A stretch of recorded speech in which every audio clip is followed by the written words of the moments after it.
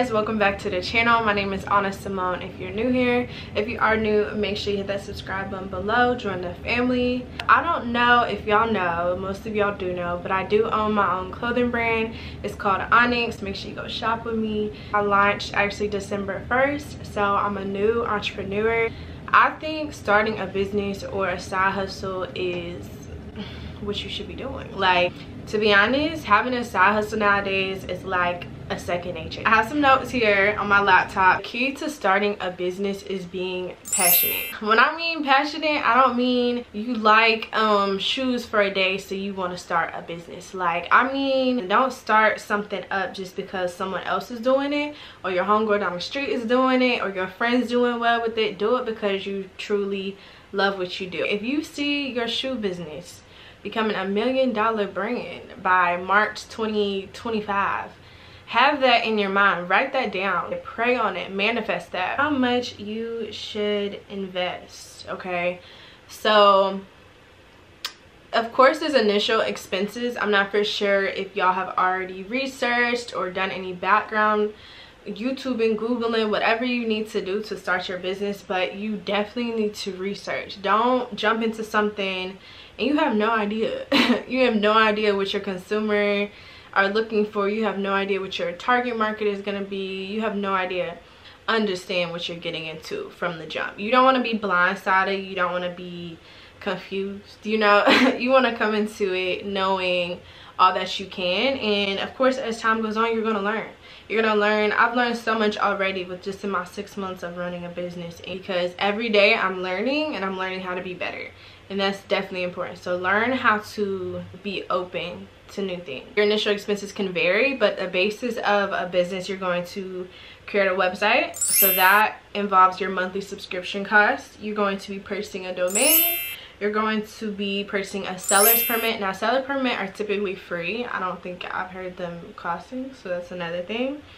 You are gonna need, if you are from at home, you're gonna need a label printer, the printer paper, packaging. So you're gonna want to make sure your product looks good when it's going to a customer.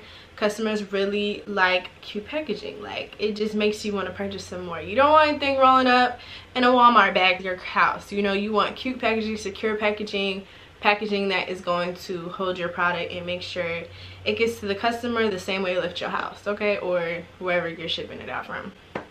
You also want to have thank you cards.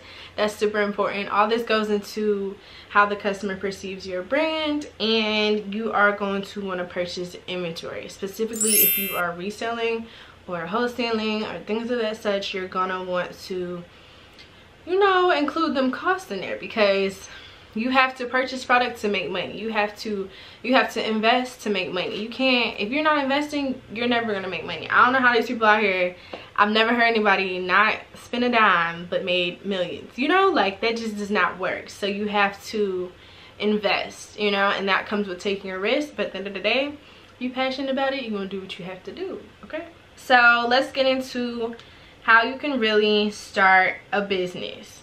Considering that I already knew what I wanted my business to be, which is retail or clothing, or actually I think it's actually called a family clothing store. I think that's what I considered.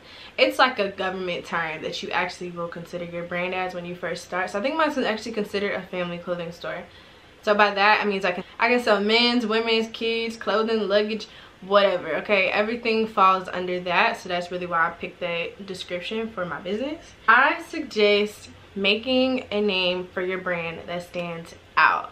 So like I said, my brand name is Onyx, okay? So it's spelled AHNYXX, and my name is Anna, as y'all know. My clothing brand is not called Anna Clothes, okay? It's not called Onyx Clothes. Like, it's literally called Onyx, which means I didn't limit myself within my name to being, for me, just to sell clothes. You know, say one day I want to sell some toothbrushes. I don't even know why I'm thinking about that, but say one day I want to sell that, I can do that, because I didn't limit myself to on a shoe store. You know, like, you don't want to be too literal with your name, because I often find you're there to start a new business, which is fine, but I feel like if you know you want to keep doing something for the rest of your life, you're gonna want to create a broad name, I would say. So onyx actually means it's a beautiful black stone. So my mom actually came up with my name, so I'm super grateful for that. It's just so unique to me, you know, and it's not anything I've ever heard of. It combines with my name. So yeah, that's where my name comes from. I actually have got that quite a lot. People ask me often, you know, what does onyx mean? And beautiful black stone. When you think of a stone, you think of just shine, you think of just polished, and that's how I like to run my brand. Just polished, simple, clean cut. That's exactly how I describe onyx. So that's the background on my name. But anyway, make sure y'all have a name that stands out, okay? Just make it stand out. It doesn't even have to have your name in it. You need to also make sure that you're gonna look up in the USPTO, I want to say it's called the trademark database. You want to make sure that no one else is using your name. So you don't want anybody using your name, okay? Later on down the line, you could be, you know, into some legal situations or fines or whatever it may be, just because you're using someone else's name. So make sure before you start, once you have, you know, your business idea, you want to make sure that name is not taken, and that just takes away from your business. You don't really want to get into that. So make sure that no one has your name. Make sure you can legally trademark it, and make sure that you have it filed under either LLC or a DBA. Like I said, you also do want to get a seller's permit. A seller's permit is typically required for any business that sells any goods or services. It's free, like I think, yeah. As far as I've seen, it's free. Okay, so we're gonna go with it's free. Of course, you can look everything up. Make sure you do look everything up, because I'm telling you what I have experienced and what I've learned and all that. But you know, it may be different in your state. I'm not for sure. I do reside in Texas, so out here it was free for me to get a seller's permit. Now, like I was saying, should you get a DBA or a LLC? So a DBA actually means doing business as. So there's no distinction between you and your business. With that being said, if you come across an issue or any issue within your business, your customer, your client can actually sue you, okay? Sue you and your business, like all of that, everything's gonna be considered one thing. That's what you technically don't ever want to have to deal with. So I high-key recommend getting an LLC, okay? So I personally recommend getting an LLC just because everything stays separate. You're still, you know, owning your business. It's less liabilities. You share profits. It's less paperwork. Basically, you're just running your own show. But of course, do deeper background and dive into a DBA and LLC. A DBA may work for you. Personally, an LLC worked for me. So it's different for everybody. Depending on your business, you want to make sure you are picking the best legal title for your business. I think that's kind of basically all I want to say.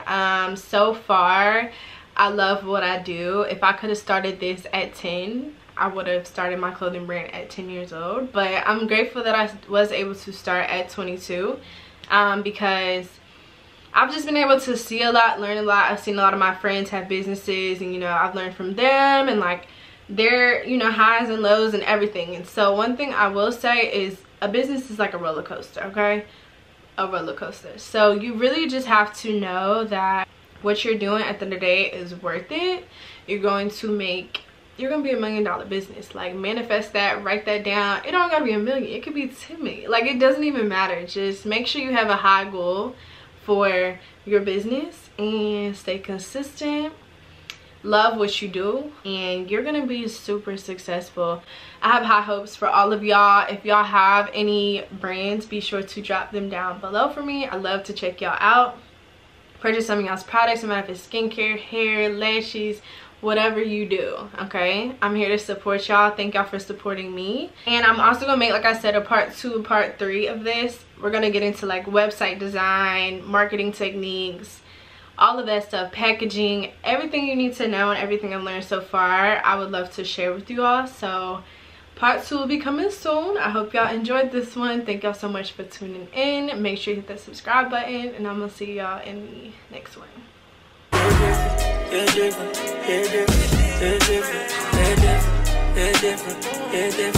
Different.